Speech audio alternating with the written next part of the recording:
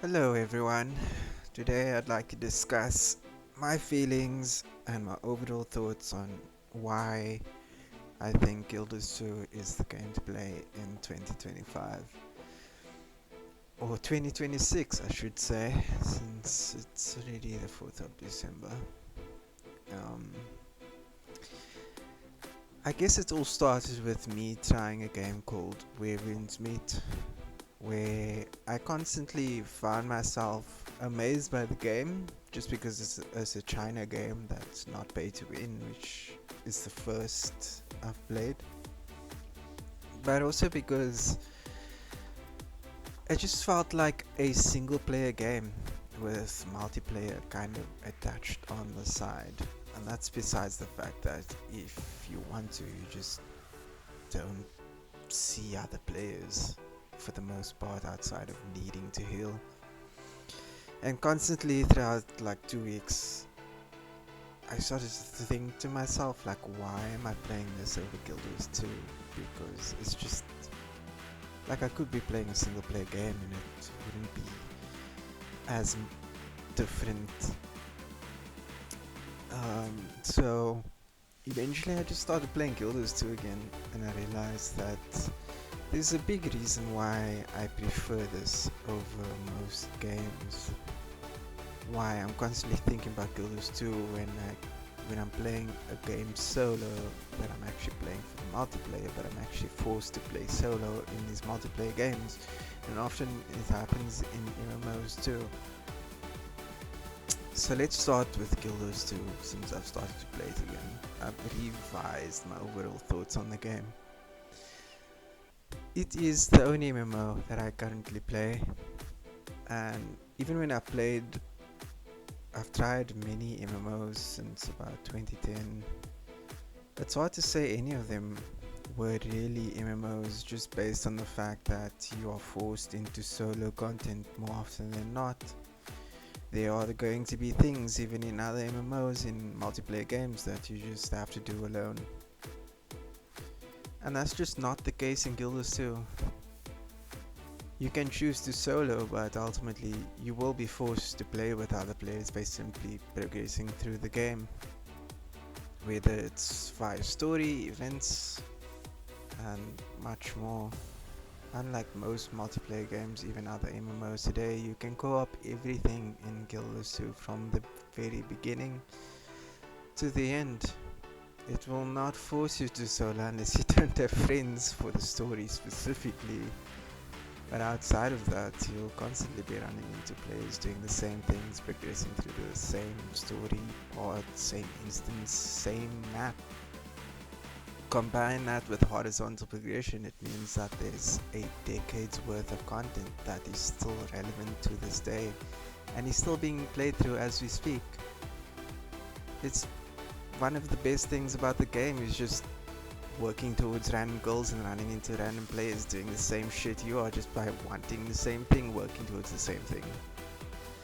Not to mention that some of the best content in the game is the oldest expansions, which kind of means that as you're playing through it from the beginning, there's going to be a lot of players doing the same thing. Although I would admit that the fact that there are so many expansions is probably the biggest barrier to entry. But to me, that's like not a big problem to have when they go on sale regularly and are worth it in terms of what they provide and the amount of different things you can get from each one.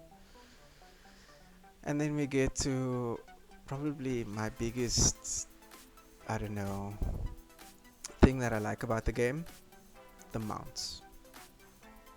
It changes everything and is the foundation of my addiction to Guild Wars 2.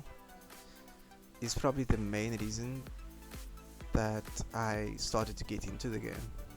Some of them break the game in very fun and engaging ways. Later, they start finding ways to make them interact with the world and quests and shit, which is really interesting.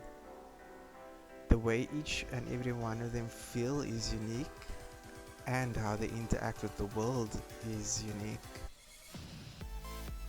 which gives them different use cases in any given moment depending on what you're doing, the map you're in, and later maps become designed with mounts in mind, which is it's a really satisfying feeling.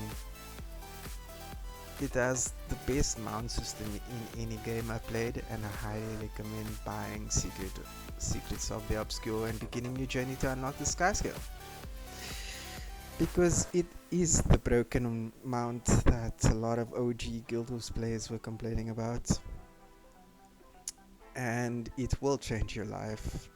You get to use it while you unlock it, and yes, it's worth skipping the other content for. You can take the dragon back with you after you unlock it, trust me.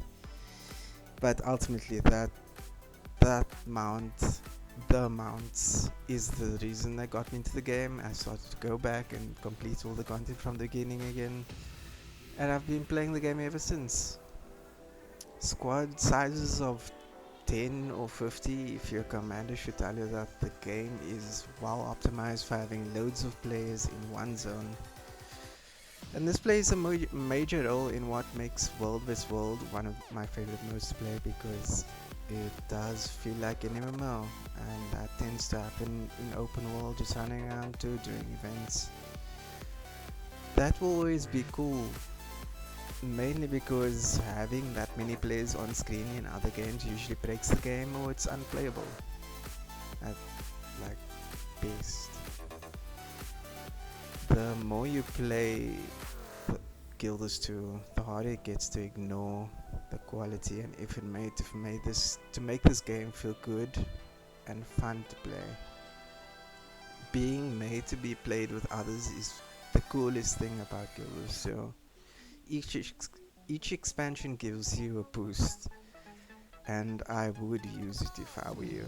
At that point, the choice is yours on what you enjoy, want to do, try out. I would recommend all of it, but especially the Sky Scale mount to start off with. It's an extremely chill game if you want it to be chill, and it can be easily one of the best games to play after a long day.